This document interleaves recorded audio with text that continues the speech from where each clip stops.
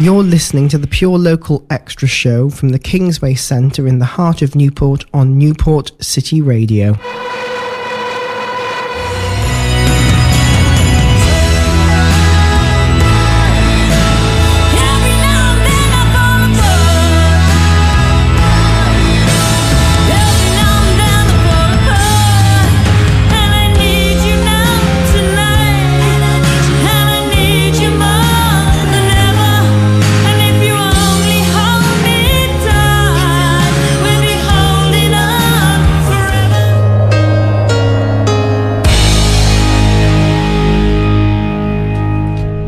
Hello and welcome to the Pure Local Extra show.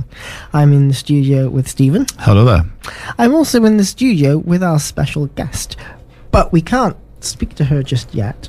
It is a her. I'm going to introduce what we played and then I'll let you know who it is.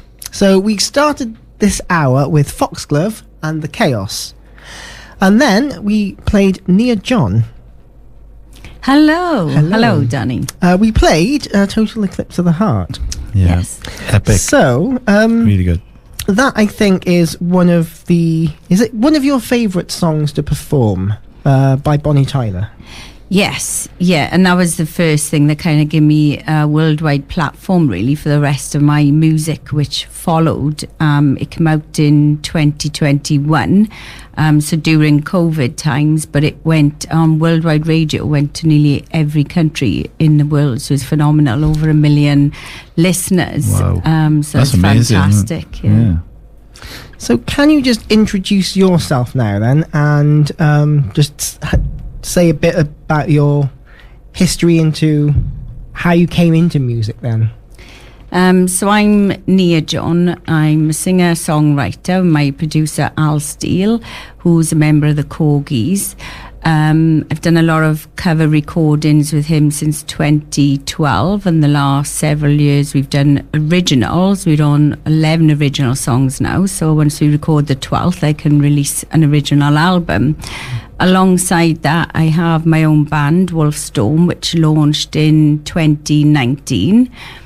And I've got a team of committed musicians who are very experienced and professional. So there is Mike, Mark and Max on the team.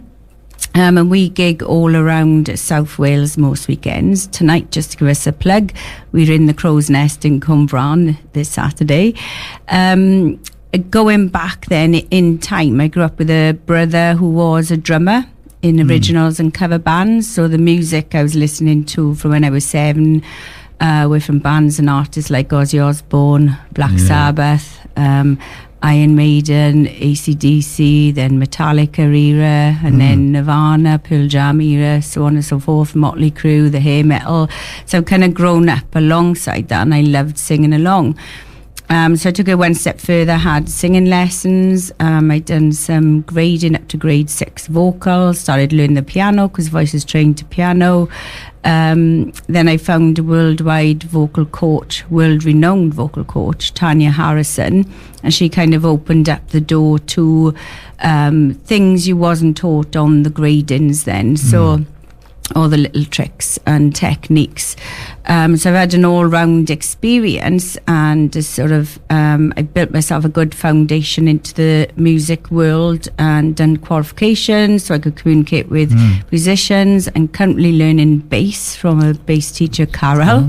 So I'm quite busy, but it kind of stems from my childhood, and then doing the training qualifications, starting as a backing vocalist and then beginning my own band. This is good. Yeah, so you've talked about your journey into music. So how does your creative process work? So I have an idea like this. If I talk about the original album, the 12th song, which I've written, we just need to record it. These were all ideas I'd had on a shelf, if you like, because when I first was in an original band, and I learnt how they operate, how they write lyrics and their music. So that always stayed with me. So I kept writing lyrics. So this first original album is all my interests. It's a variety of music. So even though I'm a rock artist, a rock singer, and as you'll hear from my new song coming up, there's quite a variety on there for everyone. But the final song, Ascension, which we haven't recorded yet, so bit of news for you. Oh, we love an exclusive. Yeah, we love an exclusive. It's so that's going to be the last track on the album. Last track, yeah. We're recording it week after next. It's all about the songwriting process and how I've done all these different genres and songs and how I've arrived at my final sound. So then the second album will be more focused on the final sound that I want to create. In terms of video, because I'm an avid video creator, if you like, and I make all my own videos, I start with an idea and I just see where it takes me. So I don't storyboard out the whole video. I start with a scene, or I record myself at the castle singing the lyrics, and then I kind of work with that idea and I see what's sort of available to me in the video app in terms of effects and things like that, and I go with the flow. Yeah. And it's funny because my producer who does some videos for the Corgis as well, he's exactly the same. You start with a catalyst, the idea, the song, and making the video, you start and you just let the creative process flow. So there's something to be said for not knowing the end of what's going to come out creatively. Well, if your life were a song, what would it be? Any song, any genre? I don't know. That's really, it'd probably be a Jim Steinman song. I don't know one, but it's quite like his songs build up, and then they crescendo to sort of a climactic moment, and then they kind of settle down. Something like For Crying Out Loud, that type of song. But I'm gonna have to think about that. That's quite a good question, that is, Danny. Well done, Gold Star.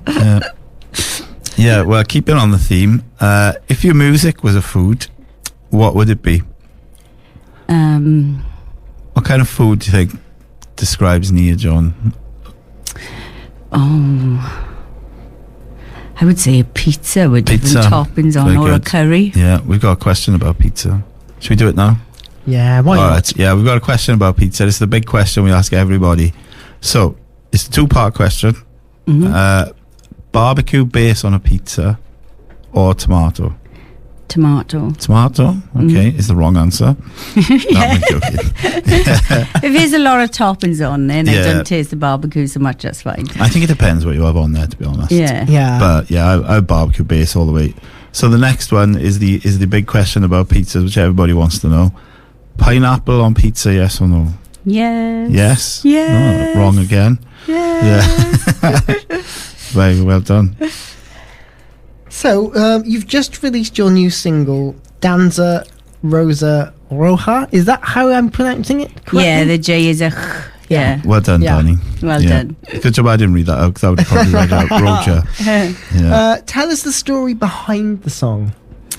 Yeah, this is quite interesting because I think it's different for me, but different to the music that's out there. When I was writing this song, I kind of listened back to Gloria Estefan, because it reminded me of that era, the sort of dance and Latin stuff. The Miami Sound Machine, was it? Yeah, it reminded me of that.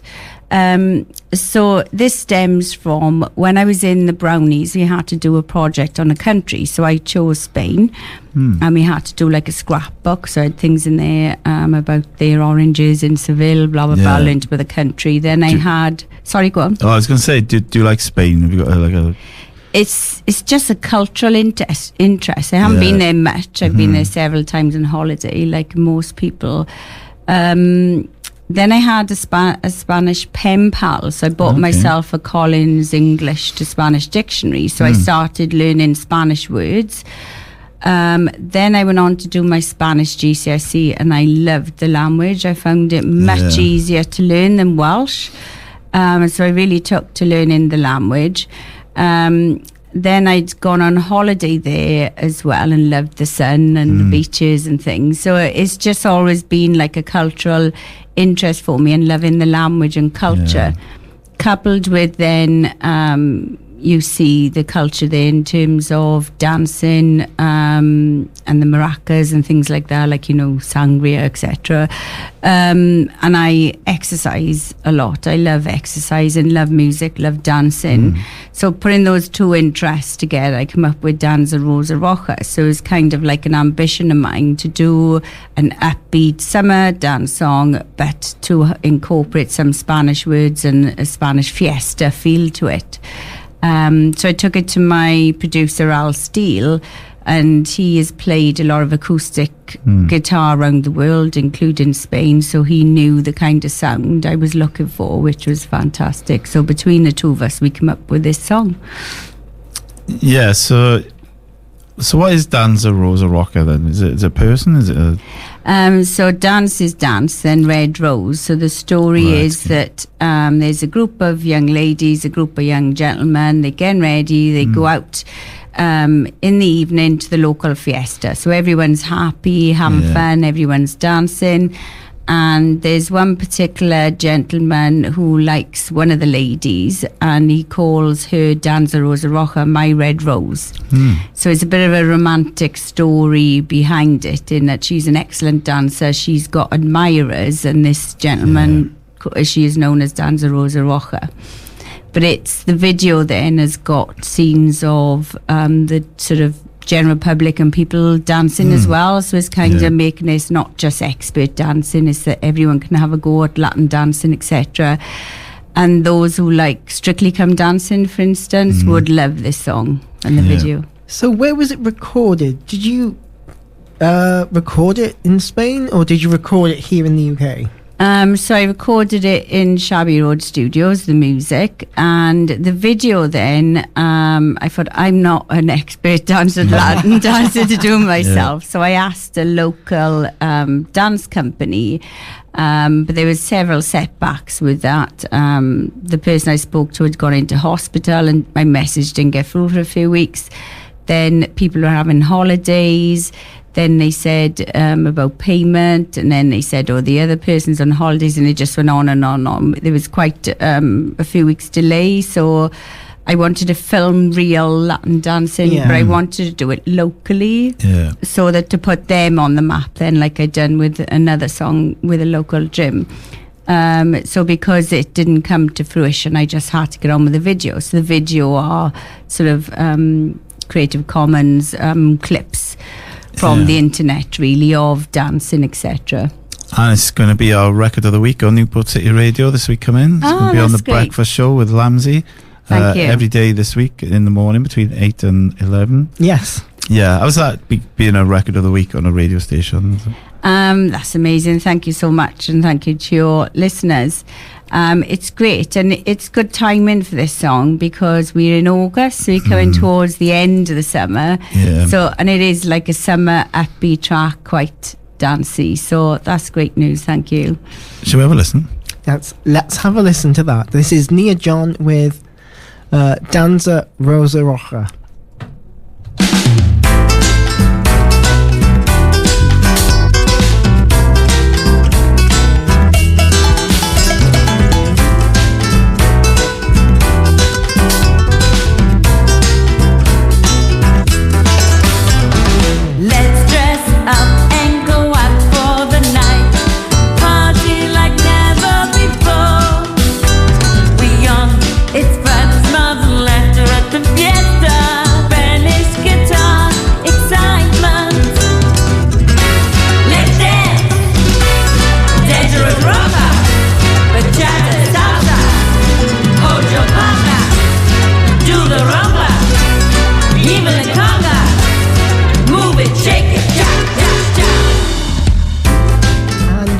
Joined in the studio with Nia John. Yay. Still here. Still doing an interview with her. Yay! So, the next question I wanted to ask was, Al Steele is your producer.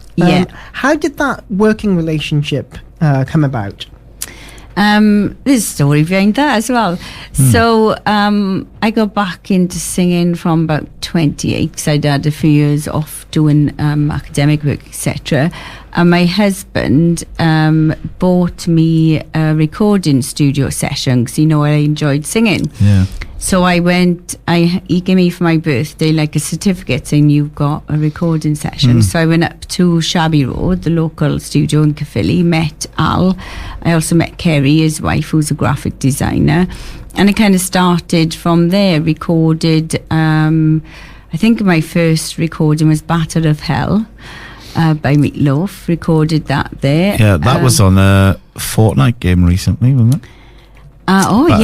Yes, Lady Nana Nerd, wasn't it? Put it on a Fortnite video clip from That's the second YouTube. time that's happened to you, isn't it? Yes. So what's it like hearing your music on a Fortnite computer game? Must be a bit weird. It is weird. She speeded up to 1.2, but then I'm thinking, it's meant in sort of good favour in that I'm glad she's chosen my piece of music as opposed to anyone else.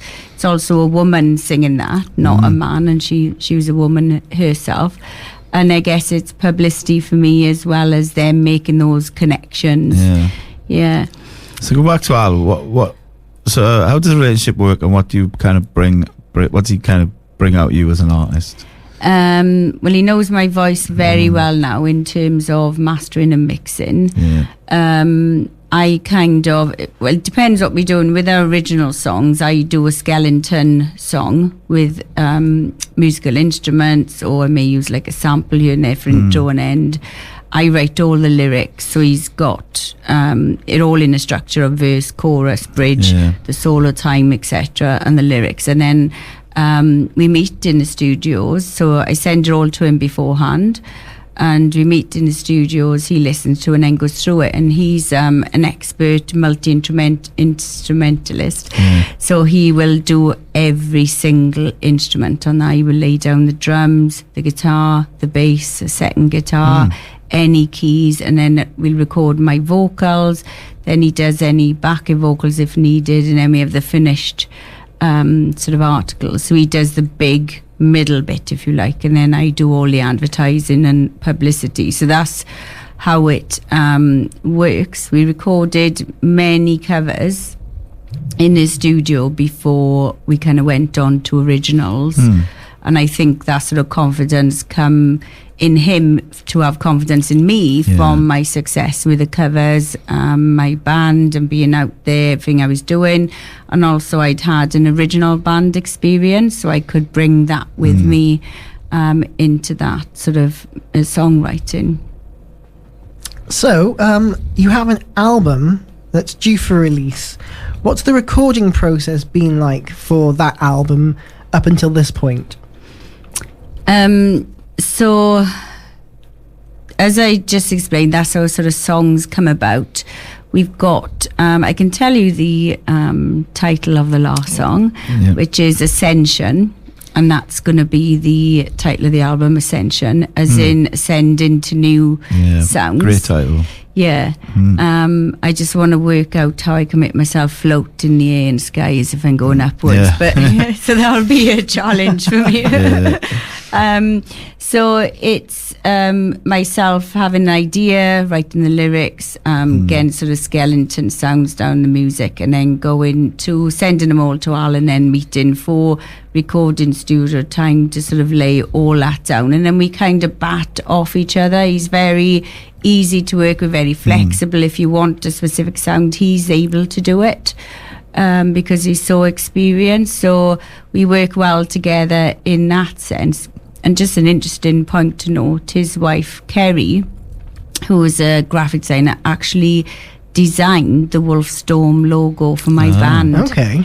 So that was around that time, around 2018, something like that she actually designed that. So both of them have really helped sort of springboard me, if you like, into music and by sort of different elements.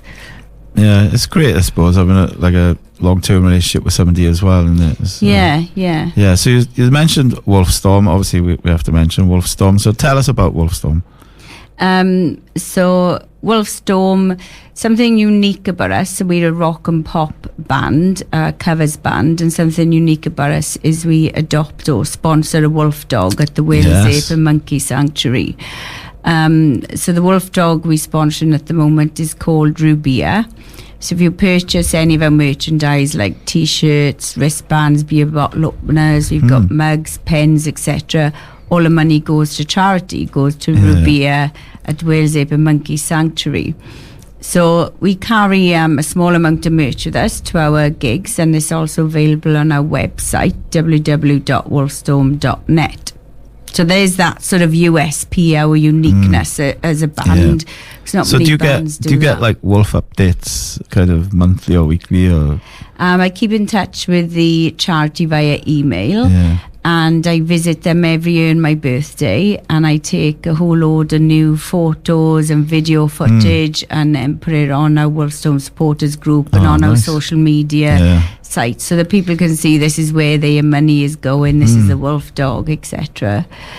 And our music then, we originally we were a rock covers band, but we were looking at sort of having more gigs and being out there more gigging. So we found with the general audiences in pubs and clubs, we had to adapt our set and incorporate more pop songs. So on our second half, we've got more pop songs. So ladies may like to get up and dance to say Tina Turner, we've got Pink, we've got Bonnie Tyler, we got things like Blink-182 and Bon Jovi, so on and so forth. So it's quite a mixed set now from when we first started, and we are really busy every weekend. We have a weekend off a month because I think that's really healthy, because that's family time then, to have that sort of rest weekend for everybody. Yeah, and how do you find kind of managing like being in a band and like a career, or is it, how difficult is it? It is tough, it's hard work. You got to be sort of wise with your time and prioritise. Since Total Eclipse went worldwide, I had to get myself on social media, and I'm running 5 or 6 now, if you include X, social media sites. So wherever I put on one, I've got to put on another type of thing. Are you on the? Are you on TikTok? Are you on the talk? Yeah, TikTok. Yeah. How's that going? Good, because you reach people from different countries, different ages, so it's a different audience there. Yeah, I was thinking about it because we was watching an artist called Shifty Pop last night, and she's huge on TikTok. Yeah, and her songs are kind of like, I don't know, they're quite poppy and they're upbeat. Yeah, and so when he was mentioning the social media, I was thinking, I don't do TikTok. I'm a bit old for that, but but for an artist, it's superb, isn't it? To get recognition. Yeah. I've got a professional account on it, but I'm not allowed to use my own songs when I put video footage out. You gotta select songs which are, I don't know, which they're allowed to play because of copyrights, which if I had a personal account, I could be using my own songs. So it's really difficult to promote your own songs on TikTok, the sound of your own songs, apart from like YouTube links and whatever, Spotify. What flavour ice cream best describes your music? Me and Danny, we've got this little segment. Since we've started doing interviews. We decided to have a little bit of fun. Yeah. And one of the things that we've done is it's inspired by a band called Keys, and they've got a song. It's called What Flavour? Yeah. And it's like it's about ice cream. So we decided to kind of incorporate it into our interviews. So we're trying to get a jingle made up to kind of play, but we haven't got around to it yet. So anyway, so what flavour ice cream best represents you? Probably something triple chocolate with chocolate sauce and nuts on and a flake. Yeah. Oh, yes. That just sounds so good. Right about now. The jingle would be good for you guys to do with ice cream, wouldn't it? That'd be quite fun. Yeah. We want to kind of sample the song. So we're going to do it one day. We'll get it done. Yeah. So I'm going to think of a question. So if you could, it's festival season. So if you could put together an ideal festival lineup of any artist, living or dead, doesn't matter, what artists would you have on the bill? Hailstorm would headline. Yep. partners I've got their t-shirt on, because she's my hero. And I think that's really important to mention, because she's a current female rock idol and role model for young women and men as well. Because we've got our old heroes like Bonnie Tyler, Pat Benatar, Joan Jett, etc., Janis Joplin. They all paved the way, but it's really good to have a current person. And now Hailstorm, Lizzie Hale, has got massive reach now, really wide reach. So they would be my headlining band. Nice. I'd probably have Metallica on there. If you go back and listen to Metallica albums, they're absolutely phenomenal. It's got to be Ozzy Osbourne on there. What a legend. And all homage to him. Probably Van Halen or AC/DC. I like Avenged Sevenfold. I'd have them there. And I may have a more type indie band or grungy band, someone like Bush or something, maybe start the proceedings off. I think you've sold me. I'm going to that festival. Great. Brilliant. If you could collaborate with any artist, who would you pick? Could be alive or dead. It doesn't have to be. It'd be Lizzie Hale. Currently, because she's phenomenal. She's a guitarist, singer. She plays keys as well, piano, and sort of I'm in awe of her talent and things. And with the band, the stuff she does with the band, like they'll do like an 8-minute ending, and you just gripped on your seat because you're not bored. It's phenomenal what they do. So it would be someone like Lizzie Hale. Locally for Wales and for being a Welsh legend, it'd have to be Bonnie Tyler. Because I've had people comment, "Oh, you're the new Bonnie Tyler. You know, you're the younger version coming out to Wales," which is a phenomenal compliment. Thank you very much. I think it's because my voice reminds them a bit of her. But I think for Wales, it would be Bonnie Tyler.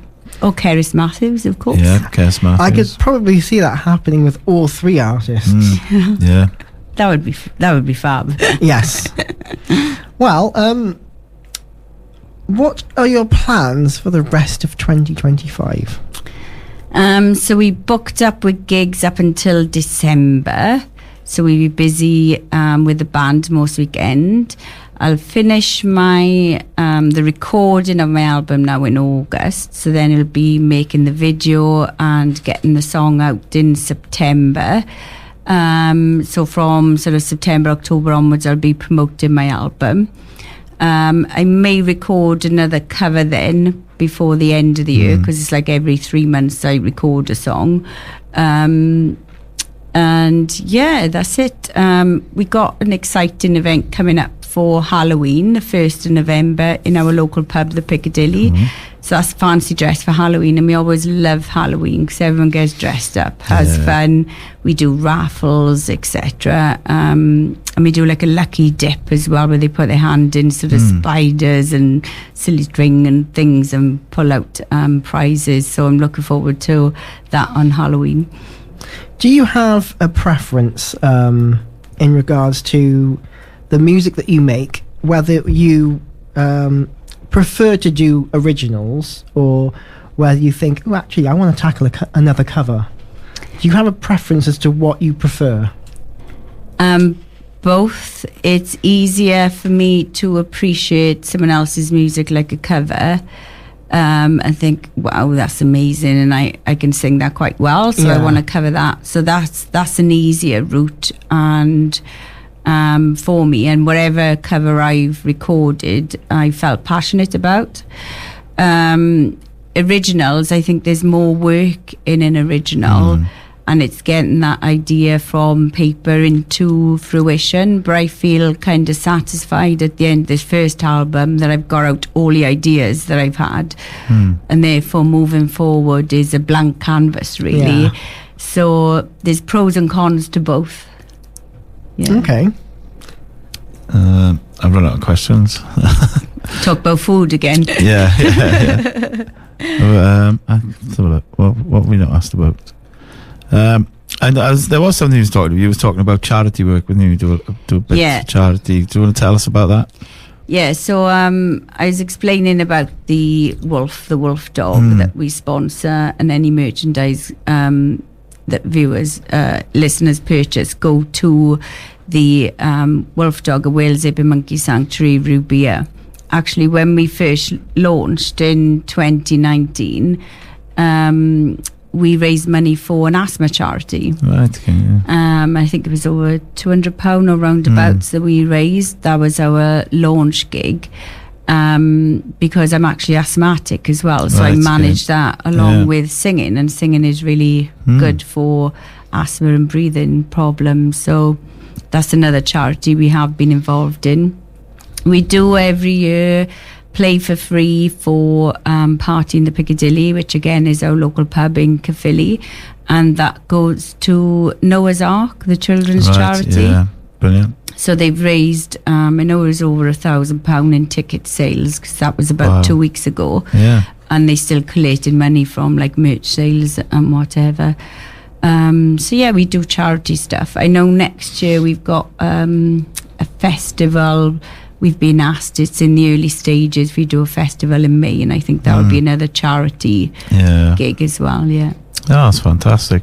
Yeah, that's really good that you kind of using the band, to kind of promote causes and raise money for them as well. That's incredible. Yeah, the how that idea came about was I was in a work band, and this was during the time where I wanted to serve an apprenticeship or learn, if you like, about bands, music and singing. So I was in a 7-piece work band called Curriculum Drift, and they'd done free shows at the student union, and wherever money they could raise in raffles or door entry, etc., went to an orphanages in I think it was Croatia, because we used to do student exchanges, etc. And it was just phenomenal. And they'd go around with buckets and things, and it ended up being a whole day of activities. And I would, wow, if you think of like Feed the World, Do They Know Christmas, and Bob Geldof, and then you think of what they are doing locally on a smaller level and the impact that has, how much music can bring notoriety and attention to charities. So I thought, let's give this a go then. And I want a wolf. Let's adopt a wolf and do it that way. How important do you think it is to incorporate charity within music and get the awareness out there? Not just for you, but for most bands. It'd be good if more bands done it, I think, and you could see it on social media, music pages, a lot of charities reaching out, or we want to put on an event, are there any musicians or music bands free to help us? So I think it is an important part of the music industry sector, and it's helping, it can help promote music as well as promoting the charity, so it's an excellent partnership in that sense. On the other hand, I can totally appreciate professional musicians who need to earn a living as well, so they can't do too much charity work. So I think just choosing one charity or a charity event is sort of is great. But yes, that sort of giving the publicity and notoriety for charities, and music is a vehicle to do that. Yeah. And where can people find out more about your music and more about you? The easiest place to go to is our website, www.wolfstorm.net. So on that website, they will find all our band videos. So we have phone clips from gigs. They are completely live, raw footage. So you can watch us on there. We have all our events and gigs. So wherever we are listed from this weekend to the end of the year, we'll be on this. They can find out where we are in South Wales and come and see us. All our merchandise is on there, our shops. You'll see all the products we've got if you want to order any, and then there's sort of news beats, features, etc. about the band. There's a small summary about myself, so things I've mentioned today, like sort of my history, Total Eclipse, and going worldwide, and everything I've done since, and my new songs, etc. There's a sort of summary on the website as well. We're on Instagram, Facebook. I'm on Facebook as Nia John, and also the band's there, Woolstorm. We're on TikTok, X I've mentioned, like the Twitter. The old Twitter, TikTok. So we're everywhere. So I think if people just Google us, they will find us, and then they can get in touch either by the chat functions, etc., or message me. Okay. And is there anything else that you'd like to add that we haven't covered or mentioned yet? I think check out my YouTube channel, Nia John. You'll find me on YouTube, because people have said it's very entertaining. There's a lot of variety on there. So you've got my solo work, which is under the playlist Nia John, and you'll see my sort of homemade videos, if you like. So I like to edit my own videos. A lot of them will feature Caerphilly Castle, which is where I'm from, to promote that locally. And then you've got all the band live clips. And then you have sort of a playlist like radio interviews. So I will put your Listen Again interview on there. Yeah, so that will be on a playlist. So I think have a look around on YouTube at my channel. Well, it's been great having you on. Thank you so much, guys. Yeah, thank you for joining us. It's been brilliant. Good luck for your future endeavours, and good luck with the album as well. Thank you. Cannot wait to hear that last track, Ascension. Send it to us when it's ready. I will, I promise. So we are ending the show now with Adarin and Deep Dive, and then the song after that is Nia John, Believe in Yourself.